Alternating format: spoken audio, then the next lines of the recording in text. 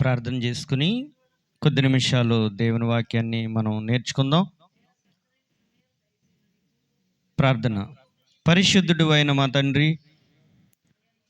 ఏ యోగ్యత లేని నన్ను మమ్ములను మీరు ప్రేమించి మా జీవితంలో అనేక సంవత్సరాలు మీరు పొడిగిస్తున్నందుకే మీకు వందనాలు. వట్టివారము బలహీనులమైన మా ద్వారా కూడా మీ సత్యాన్ని నాయన మీరు ప్రకటిస్తున్నందుకే మీకు వందనాలు. నాయన కొద్ది సంవత్సరాలుగా ఈ నిజామాబాద్లో ప్రభా మీ సత్యాన్ని, మీ ప్రేమను నాయన, మీ వాక్యాన్ని నాయన ప్రకటించడానికి మీరు మాకు సహాయం చేస్తూ ఉన్నారు. ఈ సమయంలో కూడా నాయన విజయవాడ నుంచి నాయన మేము కొద్దిమంది ఈ స్థలానికి వచ్చి ఉన్నాం. మీరు మా పక్షం నుండి నాయన ఇక్కడ మీరు సువార్తను ప్రకటిస్తున్నందుకే మీకు వందనాలు. నాయన బలహీనుడు నా ప్రక్కన నిలిచి నా నోట మీ మాటలు ఉంచమని, ఆ మాటలు చెబుతున్నటువంటి నాకును వినుచున్న మా ప్రియులకును మేలుకరంగా మారునట్లుగా, మా అందరి జీవితాలకు ప్రయోజనకరంగా ఉన్నట్లుగా సహాయమును దయచేయమని నజరేయుడైన యేసు నామమున అడిగి వేడుకొనుచున్నాము తండ్రి, ఆమెన్. ప్రియులరా, మనము లూకా రాసినటువంటి సువార్త 2వ అధ్యాయము 8వ వచనం నుండి కొన్ని వచనాలు చదువుకుందాం. లూకా రాసినటువంటి సువార్త 2వ అధ్యాయము 8వ వచనం, పేజీ నెంబర్ 51, కొత్త నిబంధన. లూకా రాసినటువంటి సువార్త 2వ అధ్యాయము 8వ వచనము. ఆ దేశములో కొందరు గొర్రెల కాపరులు పొలములో ఉండి రాత్రివేళ తమ మందను కాచుకొనుచుండగా ప్రభుదూత వారి యొద్దకు వచ్చి నిలిచెను. ప్రభు మహిమ వారి చుట్టూ ప్రకాశించినందున వారు మిక్కిలి భయపడిరి. అయితే ఆ దూత, భయపడకుడి, ఇదిగో ప్రజలందరికీ కలగబోవు మహా సంతోషకరమైన సువర్తమానము నేను మీకు తెలియజేయుచున్నాను. దావీదు పట్టణమందు నేడు రక్షకుడు మీ కొరకు పుట్టియున్నాడు. ఈయన ప్రభు అయిన క్రీస్తు. దానికిదే మీ కానవాలు. ఒక శిశువు పొత్తిగుడ్డలతో చుట్టబడి ఒక తొట్టిలో పండుకుని ఉండుట మీరు చూచెదరని వారితో చెప్పెను. వెంటనే పరలోక సైన్య సమూహము ఆ దూతతో కూడా నుండి సర్వోన్నతమైన స్థలములలో దేవునికి మహిమయు, ఆయనకిష్టులైన మనుషులకు భూమి మీద సమాధానము కలుగునుగాక అని దేవుని స్తోత్రము చేయుచుండెను. చాలు చూడండి. ఇక మీదట సర్వోన్నతమైన స్థలములలో, ఏ స్థలంలో చూసినప్పటికీ, ఎక్కడ చూసినప్పటికీ ఇక మీదట దేవునికి మహిమ రాబోతుంది. భూమి మీద ఉన్నటువంటి ప్రజలందరికీ సమాధానం రాబోతుంది. భూమి మీద ఉన్నటువంటి మానవుడికి సమాధానం లేదు, నెమ్మది లేదు, సంతోషము లేదు. తన జీవితం అంతా నిరాశే. ఎంతో ప్రయాసపడుతున్నారు, ఎంతో భారాన్ని మోస్తున్నారు, కానీ ఫలితమేమీ దక్కటం లేదు. ఎటు చూసినా నిరాశ, నిరుత్సాహము, పాపము, అవిధేయత, ఇవన్నీ కూడా మానవ జీవితాన్ని గట్టిగా పట్టుకున్నాయి. మానవ జీవితంలో సంతోషం లేదండి. మానవునికి విడుదల లేదు. ఏ మానవుని చూసినప్పటికీ పాపమే. ఏ మానవుని చూసినప్పటికీ అరికాలు నుండి నడినెత్తి వరకు పాపమే. పాపము చేయని వారు ఒక్కరును లేరు, ఎవరునూ లేరు. చూడండి, ఆ దేశంలో కొందరు గొర్రెల కాపరులు పొలములో ఉండి తమ మందను కాచుకుంటా ఉన్నారు. ప్రభుదూత వారి యొద్దకు వచ్చి నిలవబడింది. ప్రభు మహిమ వారి చుట్టూ ప్రకాశిస్తూ ఉంది. వారు భయపడుతున్నారు. ఏమండి, అర్ధరాత్రి వేళ కారు చీకటిలో అకస్మాత్తుగా వెలుగు వచ్చిందనుకోండి, ఎలా ఉంటుంది? ఆశ్చర్యంగా ఉంటుంది, భయంగా ఉంటుంది. అలాగే వీళ్ళు విద్య లేని అటువంటి గొర్రెల కాపర్లుగా ఉంటే భయపడుతున్నారు. ఏమిటి వెలుగు, ఏమిటి ప్రకాశము, ఏమిటి ఆశ్చర్యము అనుకుంటున్నారు వాళ్ళు. అప్పుడు ఆ దూత చెప్తోంది, భయపడకుడి, మీరు భయపడొద్దు. ఇక మీదటి ఎవరూ భయపడవలసిన అవసరం లేదు. ఎందుకు? దావీదు పట్టణమందు రక్షకుడు ఈరోజు పుట్టి ఉన్నాడు. మిమ్మల్ని రక్షించేటటువంటి రక్షకుడు ఈరోజు పుట్టి ఉన్నాడు. ఎక్కడ? దావీదుపురంలో. మీరు వెళ్ళండి, ఆయనను పూజించండి, ఆయనను ఆరాధించండి అని ఆ దూత వారికి చెప్పిందండి. విద్య లేనటువంటి వారు, గొర్రెలను కాసుకునేటటువంటి వారికి ఆ దూత ఆయన పుట్టినటువంటి సమాచారాన్ని, లేకపోతే శుభ సమాచారాన్ని వారికి తెలియపరిచింది. ఈ రోజుల్లో చదువుకున్న వారు అనేకులు ఉన్నారు, డిగ్రీలు ఉన్నాయి, మంచి చదువు ఉంది, మంచి జ్ఞానం ఉంది, కానీ దేవుని దగ్గరకు వచ్చేవారు లేరు. మన జ్ఞానము దేవునికి మించినటువంటి జ్ఞానము, మన భక్తి దేవునికి మించినటువంటి భక్తి. మన ఆలోచనలు చాలా ఎంతో ఉన్నతమైనవని మనం అనుకుంటాం. మన జ్ఞానము, మన ఆలోచనలు, మన తెలివి దేవుని దృష్టికి వెర్రితనమే.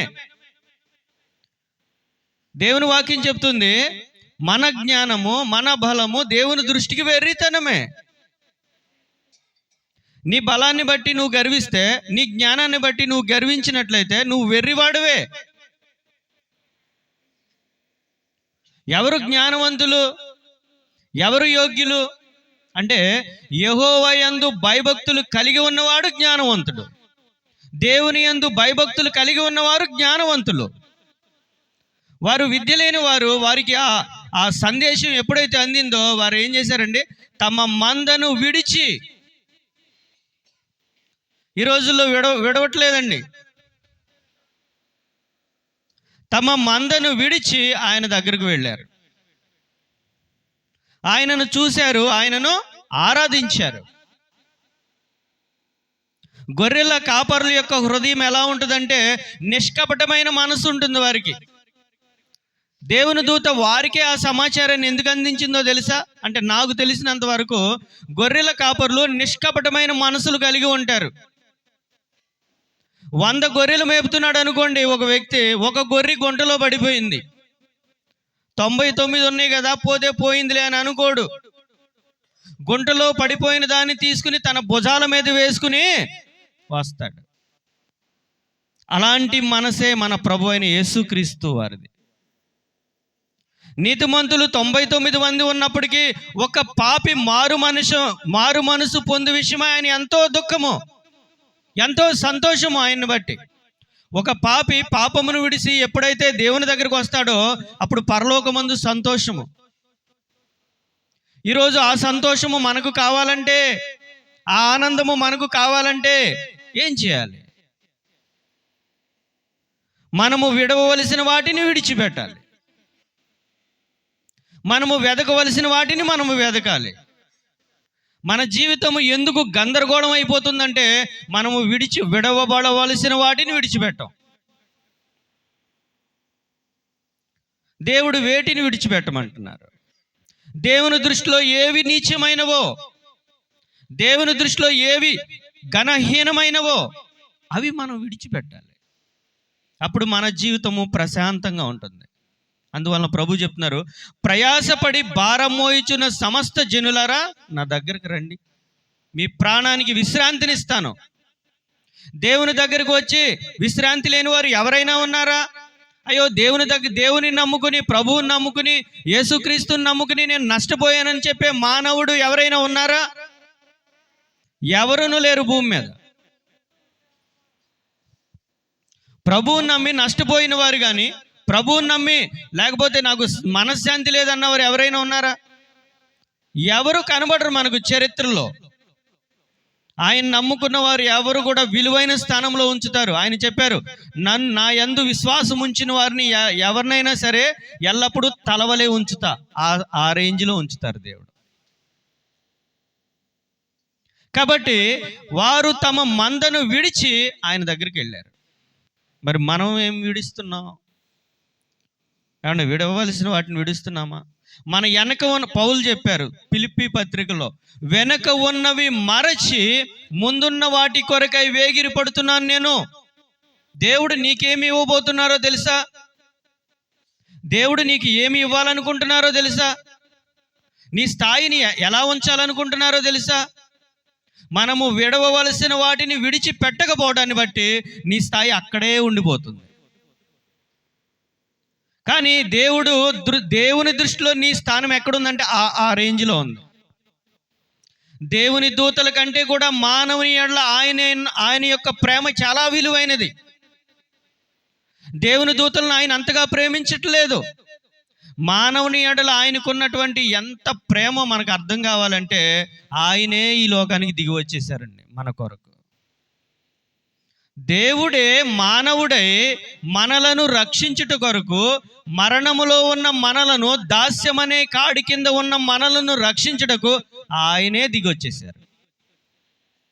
ప్రభు నీ కొరకు ఎంతవరకు వచ్చారో తెలుసా? నేల మట్టుకు తగ్గించుకున్నారు ఆయన. తన నోటి మాట ద్వారా సూర్య చంద్ర నక్షత్రాదులను నోటి మాట ద్వారా చేసినటువంటి దేవుడు నిన్ను రక్షించుట కొరకు మానవుడిగా, రిక్తుడిగా, ఏమీ లేని నిస్సహాయ పేద స్థితిలో పశువుల తొట్టిలో ఆయనకి స్థలం లేని కారణాన్ని బట్టి అక్కడికి వచ్చారండి. కానీ మనం ఆయన్ని అర్థం చేసుకోం, ఆయన వాక్యాన్ని ధ్యానించాం, ఆయన చెప్పినటువంటి మాటకి దేనికి మనం లోబడం. అందుకనే మన జీవితం అంతా గందరగోళంగా ఉంటుంది.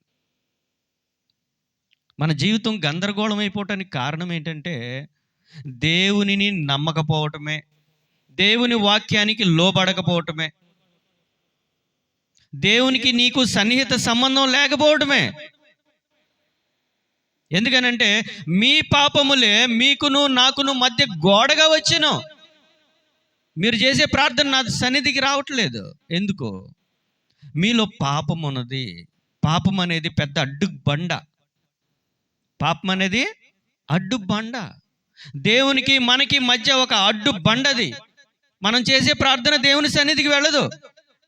ఎవరైతే తమ పాపాలు ఒప్పుకుంటారో, ఎవరైతే తమ పాపాలు ఒప్పుకుని ప్రభువునందు విశ్వాసం ఉంచుతారో వారు చేసే ప్రార్థన పరలోకాన్ని సంధిస్తుందండి. వారు చేసే ప్రార్థన పరలోకాన్ని సంధిస్తుంది. ఇప్పుడు మనం మాట్లాడే మాటలు ఈ కొద్ది దూరమే వెళ్తాయి. కానీ విరిగి నలిగిన హృదయముతో, పశ్చాత్తాపముతో, పాపము ఒప్పుకున్న హృదయముతో ప్రార్థన చేస్తే అక్కడికి వెళ్ళిపోద్ది. ఎక్కడికి? ఆయన సన్నిధికి వెళుతుంది ఆ ప్రార్థన. అక్కడ వినబడుతుంది పెద్ద పెద్ద సౌండ్ సిస్టమ్తో. ఇది కొంచెం దూరమే వినబడుతుంది. నువ్వు ఏకాంతంగా దేవుని సన్నిధిలో లేదా ఒక గదిలోనికి వెళ్ళి మోకరించి, ప్రభువా నేను దరిద్రుణ్ణయ్యా, నా దరిద్రుణ్ణైన నా కొరకు మీరు వచ్చారా, నా పాపాన్ని నుంచి నన్ను విడిపించి, నన్ను పవిత్రపరిచి, నన్ను కడిగి, నన్ను పరలోకంలో కూర్చోబెట్టడానికి నా కొరకు వచ్చారా ఆయన నువ్వు యథార్థముగా ఆయన నువ్వు అంగీకరిస్తే అక్కడ వినబడుద్ది ఆ ప్రార్థన. చూడండి, ఎవరు కూడా మనల్ని పాపం నుంచి విడిపించేవారు ఎవరునూ లేరు. యజ్ఞ యాగాదులు చేసినా, ఏం చేసినా, తీర్థయాత్రలు చేసినా, ఇంకేం చేసినా సరే మన పాపము నుండి మనం విడుదల పొందలేం. హెబ్రీ పత్రిక చెప్తుంది, ఎడ్ల యొక్క రక్తము, మేకల యొక్క రక్తము, పొట్టేళ్ల యొక్క రక్తము పాపము తీసివేయటం అసాధ్యము. నీ పాపానికి ప్రాయశ్చిత్తంగా కోళ్ళను కోస్తున్నారా, లేదా పొట్టేళ్లను బలిస్తున్నారా, లేదా ఎద్దులను మేకలను బలిస్తున్నారా, ఏది చేసినా మన పాపము పోదు. మన పాపమునకు ప్రాయశ్చిత్తం ఒకే ఒక స్థలంలో దొరుకుతుంది. ఆయన కుమారుడైన యేసు రక్తము మన ప్రతి పాపము నుండి కడిగి మనల్ని పవిత్రపరుస్తుంది. ఆయన ఎందుకు ఈ లోకానికి వచ్చారంటే నశించిన దానిని వెదకి రక్షించుటకు వచ్చారు. ఆయన ఏ మానవుడు చూసినా మరణానికే పాత్రుడు. రోమపత్రికలో ఉంటుంది, ఆదాము మొదలుకొని మోషే వరకు మరణము ఏలెను. ఆదాము మొదలుకొని పాపము చేసిన వారు చేయని వారు అందరూ కూడా చనిపోతున్నారు. మరణమును జయించేవారు ఎవరును లేరు. ఆదాము మొదలుకొని మోసే వరకు మరణము ఏలిను. ఈ మరణాన్ని తప్పించుకునే మానవుడు ఎవరును లేరు. ఆ మరణాన్ని తప్పించి నిన్ను నిత్య జీవములో కూర్చోబెట్టడానికి ఆయన ఈ లోకానికి వచ్చారు. నశించిపోతున్నటువంటి మానవాళిని రక్షించుట కొరకు ఆయన ఈ లోకానికి వచ్చారు. యేసు ఈ లోకానికి రావడానికి అతి ప్రధానమైనటువంటి కారణం ఏంటంటే నశించుచున్నటువంటి వారిని రక్షించుట కొరకు. ఒకసారి లూకా రాసిన సువార్త చూడండి, లూకా సువార్త 19వ అధ్యాయము 10వ వచనం.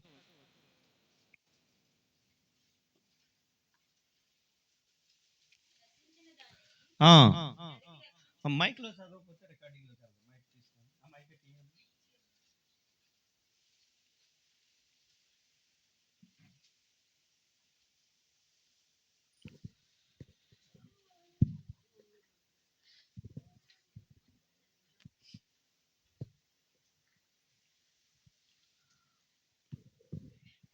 లూకా రాసినటువంటి సువార్త 19వ అధ్యాయము 10వ వచనం. నశించిన దానిని వెదకి రక్షించుటకు మనుష్య కుమారుడు వచ్చెనని అతనితో చెప్పెను. నశించిన దానిని వెదకి రక్షించుట కొరకు మనుష్య కుమారుడు ఈ లోకానికి వచ్చారండి. నశించిపోవడం దేవునికి ఇష్టం లేదు. ఎందుకు ఇష్టం లేదు దేవునికి? ఎందుకనంటే ఇతడు నా కుమారుడు, ఇతడు నా స్వరూపంలో ఉండాలి, ఇతడు నా చేతుల ద్వారా నేను చేసుకుంటాను, ఇతడు నన్ను మహిమపరుస్తాడు అనుకున్నాడు దేవుడు. కానీ దేవుని యొక్క ఉద్దేశాలు చాలా విలువైనవి మానవుని ఎడల. కానీ మానవుని యొక్క నిర్మాణం అయిన తర్వాత మానవ హృదయాన్ని పరిశీలన చేస్తే మానవ హృదయం ఎలా ఉంది? ఘోర దుష్టత్వంలో ఉందంట. ఎలా ఉంది? ఘోర దుష్టత్వంలో ఉంది. ఇప్పుడు సెల్ ఫోను ఒక బిడ్డకి ఇచ్చి, యవనస్తుడైన బిడ్డకి ఇచ్చి అందులో ఫుల్ డేటా వేసి ఇస్తే ఆ బిడ్డ దేవుని వాక్యాన్ని చూస్తాడా, అపవిత్రమైనవి చూస్తాడా? అర్థమైందా నేను చెప్పే మాట?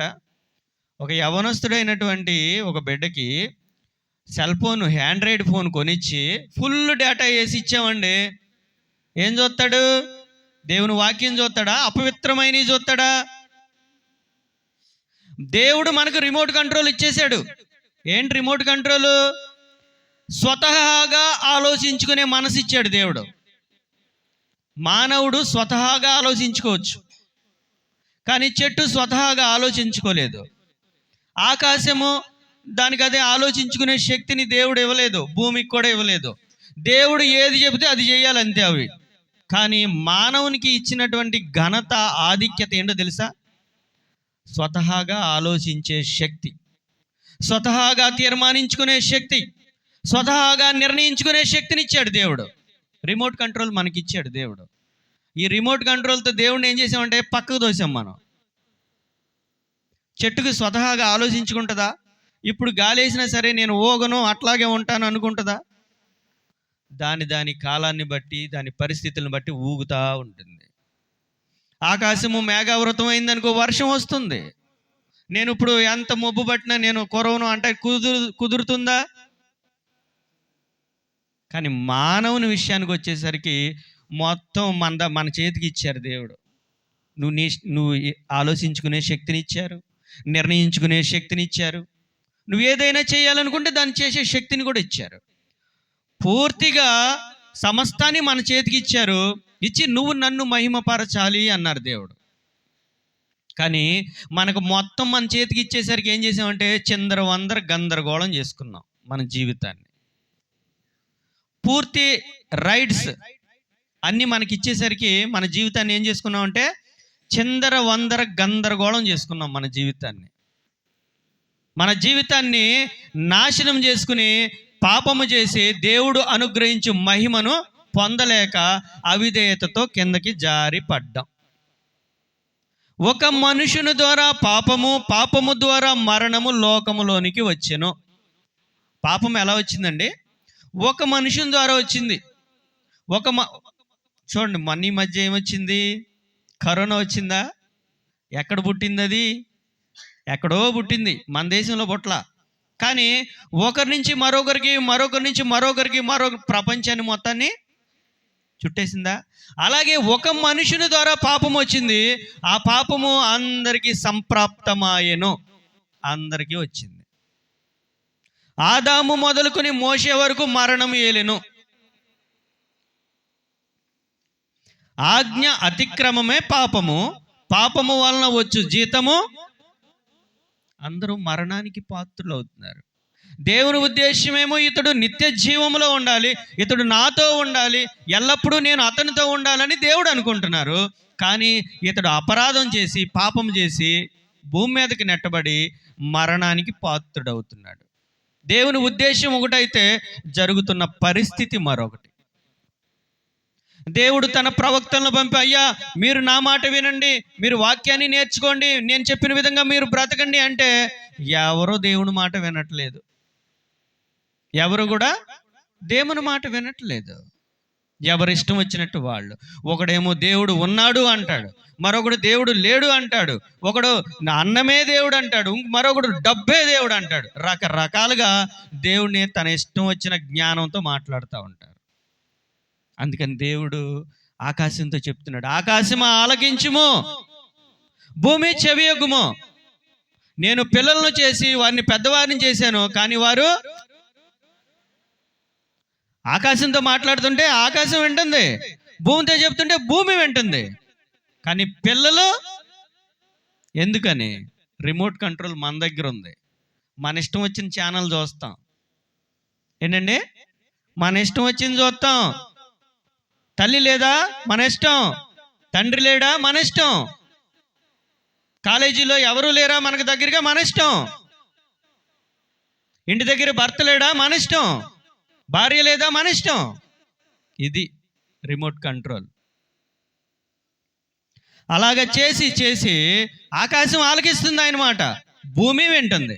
కానీ నేను పిల్లలను పెంచి గొప్పవారిగా చేయాలనుకున్నాను, కానీ వారు నా మీదే తిరగబడుతున్నారయ్యా. ఎద్దు తన కామాందుని ఎరుగుతుంది, గాడిద తన సొంత వాని దొడ్డి కూడా తెలుస్తుంది. కానీ ఇశ్రాయేలీలకి, ఈ మానవులకి తెలివి లేదు. నన్ను గుర్తించేవారు ఎవరునూ లేరు అని దేవుడు తన ప్రవక్తలతో చెప్పి చెప్పి చెప్పి ఎవరు దేవుని మాట వినట్లా.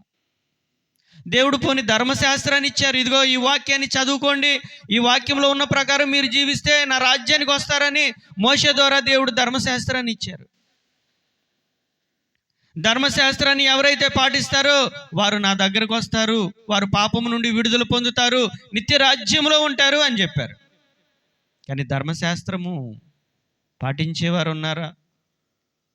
ఏమండి, ఉన్నారా? నిన్ను వలె నీ పొరుగు వారిని ప్రేమించుము అని చెప్తుంది ధర్మశాస్త్రం. ప్రేమించుచున్నామా? కొంతమంది భార్యలు తమ భర్తలనే ప్రేమించలేరు, కొంతమంది భర్తలు తమ భార్యలనే ప్రేమించలేరు. తల్లిదండ్రులను ప్రేమించలేం, అన్నదమ్ములను ప్రేమించలేం, అక్క చెల్లెలను కూడా ప్రేమించలేం. ఎందుకనంటే మనకు అంత జ్ఞానం ఉంది. ఎంత ఉందండి మన జ్ఞానం? అంత జ్ఞానం ఉంది. కానీ ఆ ధర్మశాస్త్రం ఇచ్చినప్పటికీ కూడా అది మనకు మేలుకరంగా మారలేదు. ధర్మశాస్త్రం మనకు ప్రయోజనకరంగా మారలేదు. ధర్మశాస్త్రము మంచిదే, అది మేలైనదే, మన ప్రయోజనకరమైనదే. కానీ ధర్మశాస్త్రాన్ని మనం పాటించకపోతే ఏమన్నా ఉపయోగం ఉంటుందా? ఉంటుందండి?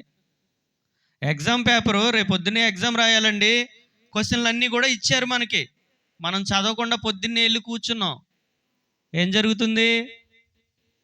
రాత్రంతా చదివితే మార్కులు వస్తాయి. పోనీ ఉదయం మామూలుగా చదివితే వస్తాయి, చదవుకోకుండా ఎగ్జామ్ రోజునే కళ్ళు నులుముకొని మంచి బట్టలు వేసుకుని వెళ్ళి ఎగ్జామ్లో కూర్చున్నాం.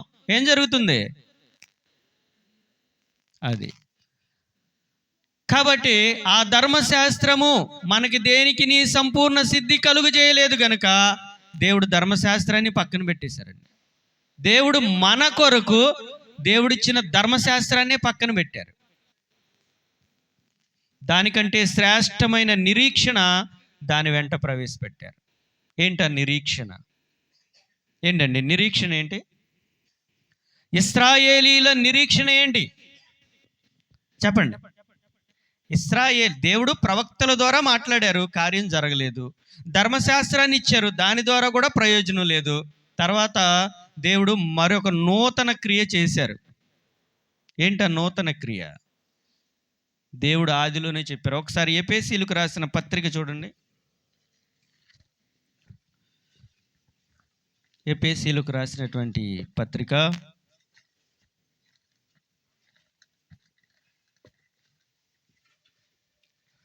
1వ అధ్యాయము 4వ వచనం చూడండి.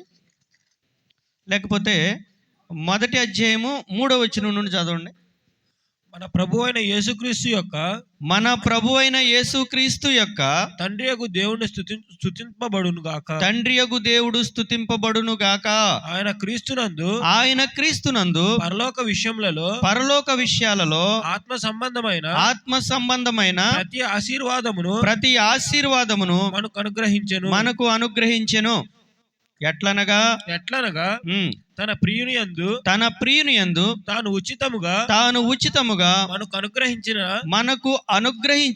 తన కృపా మహిమకు కీర్తి కలుగునట్లు తన చిత్త ప్రకారమైన దయా సంకల్పం చొప్పున యేసుక్రీస్తు ద్వారా తనకు కుమారులనుగా స్వీకరించుటకై మనలను ముందుగా మన కోసం నిర్ణయించుకొని మనము తన ఎదుట పరిశుద్ధులమును నిర్దోషములునై ఉండవలెనని జగత్ పునాది వేయబడక మునుపే ప్రేమ చేత ఆయన క్రీస్తులో మనలను ఏర్పరచుకొనెను. చాలు చూడండి, మీకు క్లారిటీ రాలేదు కానీ నేను ఒక మాట చెప్తాను.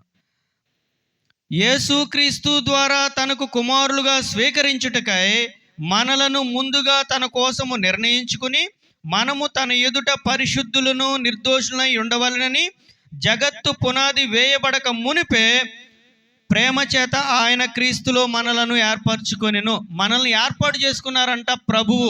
ఎప్పుడు? జగత్తు పునాది వేయబడక మునిపే. సూర్యుడు లేడు, చంద్రుడు లేడు, సముద్రాలు లేవు, నక్షత్రాలు లేవు, ఏమీ లేనప్పుడే క్రీస్తులో దేవుడు నిన్ను చూశారు. జగత్తుకు పునాది లేనప్పుడే ప్రభు నిన్ను చూశారు, మన అందరిని కూడా చూశారు. ఎవరి ద్వారా చూశారు? యేసుక్రీస్తు ద్వారా తనకు కుమారులుగా చేసుకుంటాను నేను. మొదటి మానవుడు తప్పు చేస్తాడని తెలుసు, ఆ మానవుడి ద్వారా అందరికీ పాపం వస్తుందని తెలుసు, ఆ పాపము ద్వారా అందరికీ మరణం వస్తుందని తెలుసు.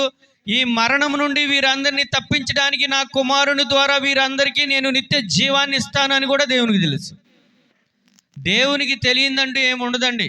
చూడండి, దీనిని బట్టి దేవునికి భూత భవిష్యత్ వర్తమాన కాలాలన్నీ కూడా ఆయనకి తెలుసు.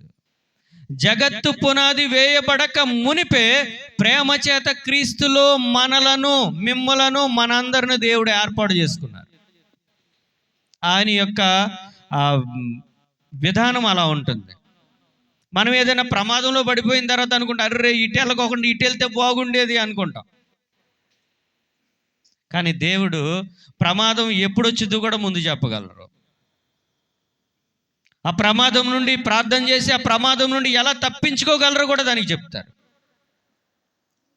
శోధనతో కూడా తప్పించుకునే మార్గాన్ని ఆయన మనకు చెప్తారు ఆయన దగ్గర కూర్చుంటే. మొదటిది నశించిన దానిని వెదకి రక్షించడానికి వచ్చారు, రెండోది మధ్యవర్తిగా వచ్చాను అంటున్నారు. ఒకసారి చూడండి, తిమోతికి రాసినటువంటి పత్రిక, తిమోతికి రాసిన పత్రిక, మొదటి పత్రిక 2వ అధ్యాయము 5వ వచనం చూడండి.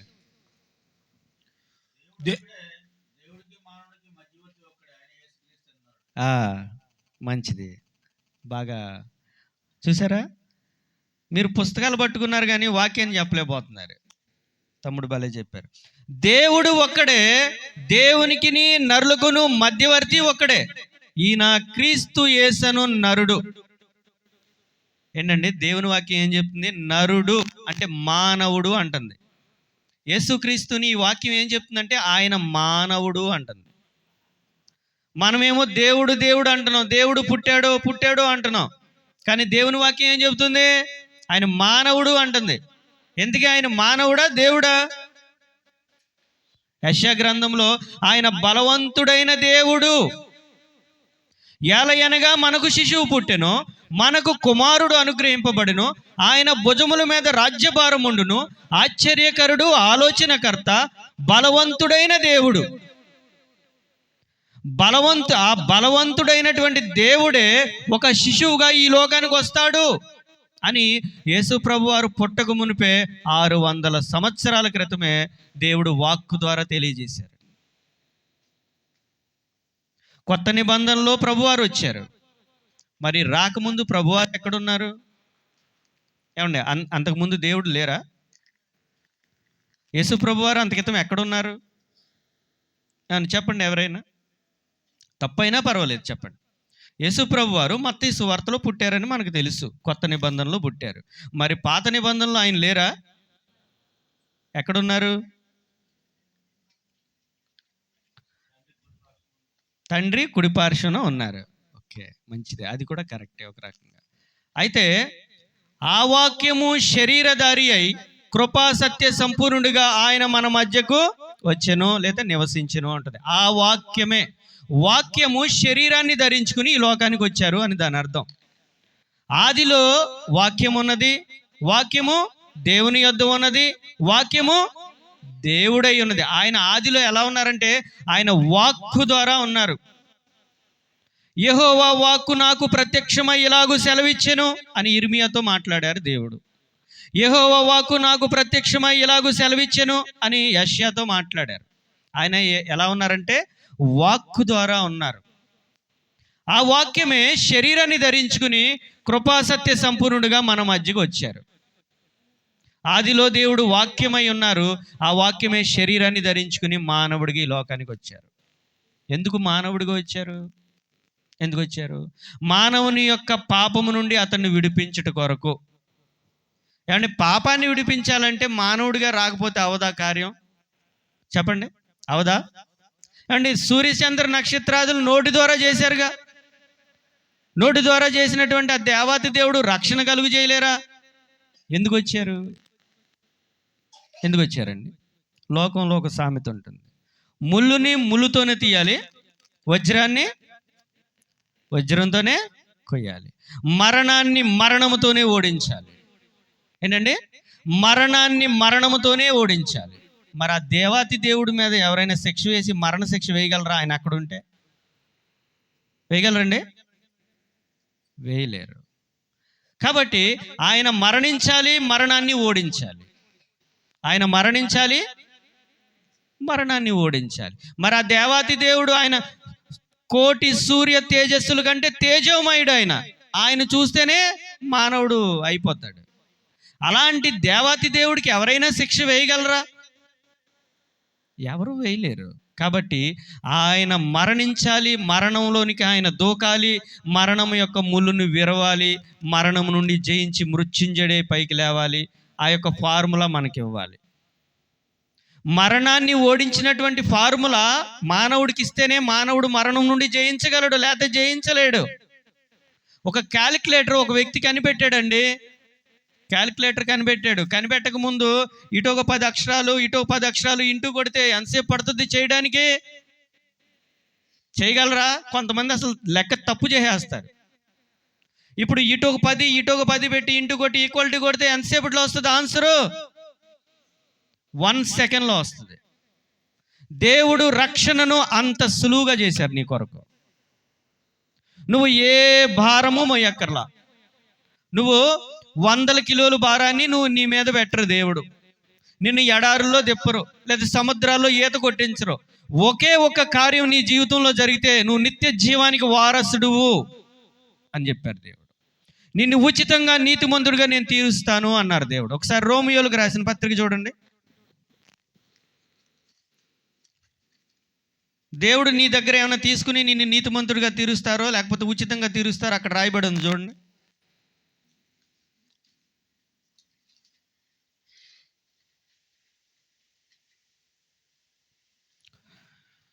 మూడవ అధ్యాయము 22వ వచనం చూడండి. అది యేసుక్రీస్తు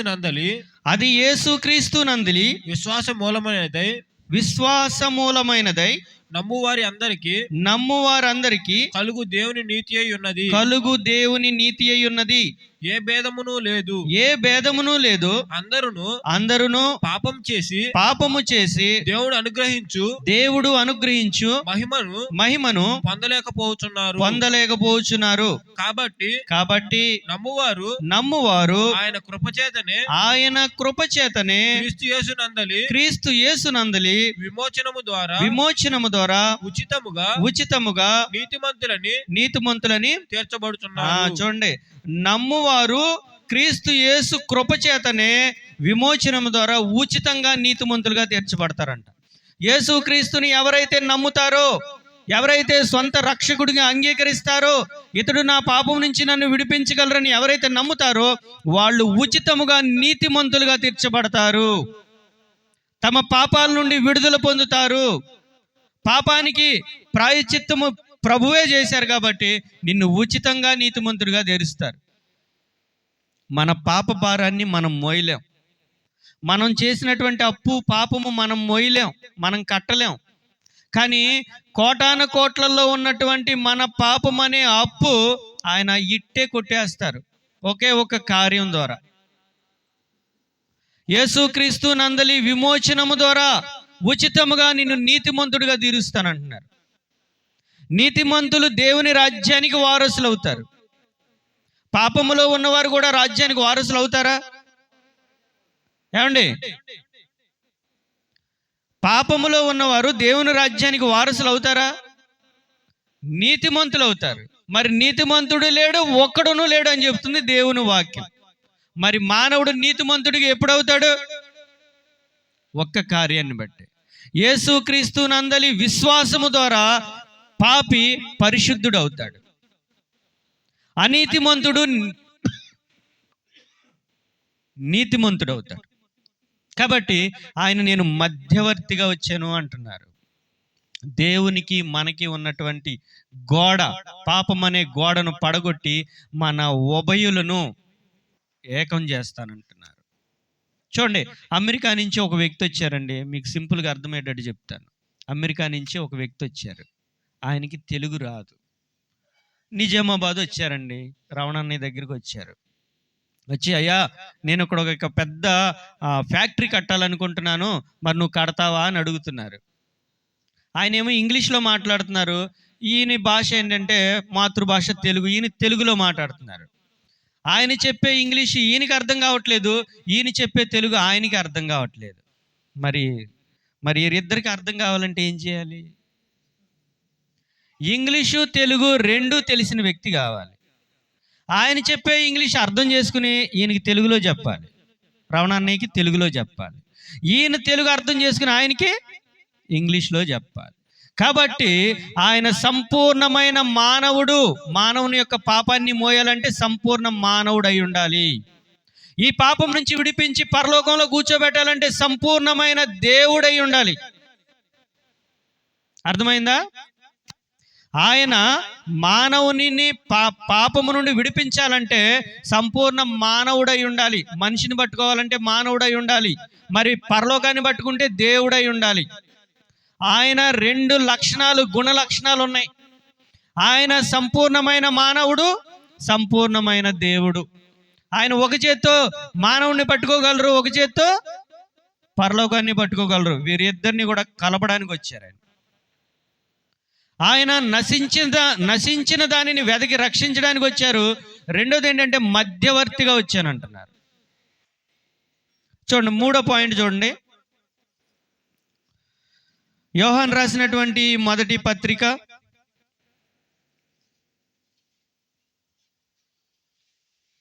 4వ అధ్యాయము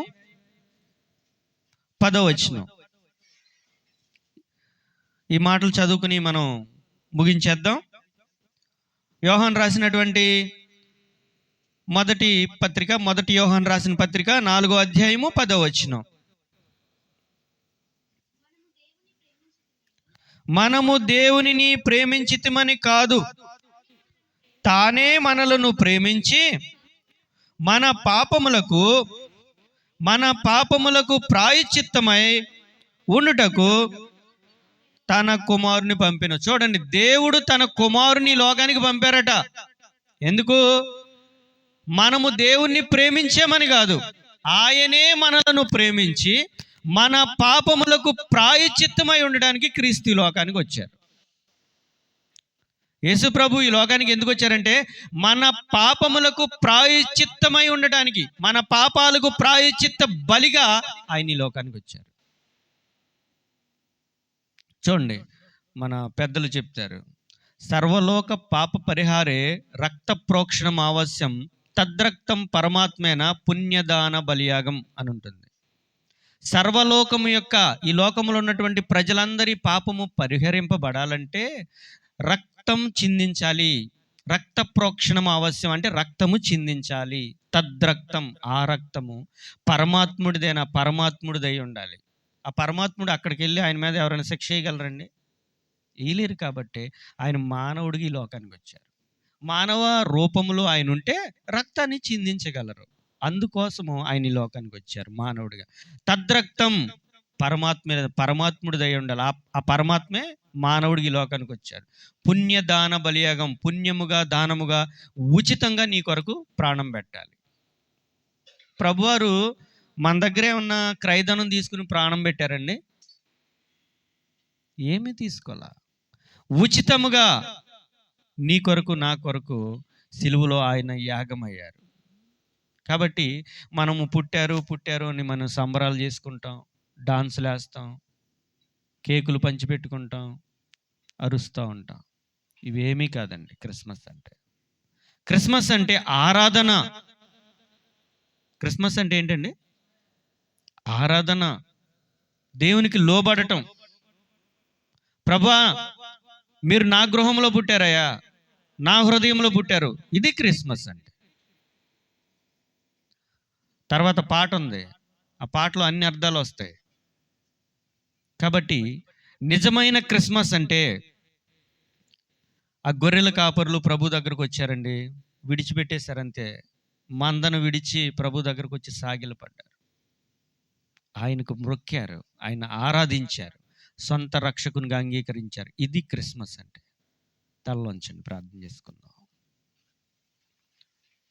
పరిశుద్ధుడు అయిన మా తండ్రి, నిజమైన క్రిస్మస్ మా జీవితంలో మిమ్మల్ని అంగీకరించినప్పుడు మాత్రమే మేము పొందుకోగలుగుతాం ప్రభువా. అలాంటి జయోత్సాహంతో మీ వద్దకు వచ్చే మంచి మనసును మాకు దయచేయమని యేసు నామమున అడుగుచున్నాను తండ్రి. ఆమేన్.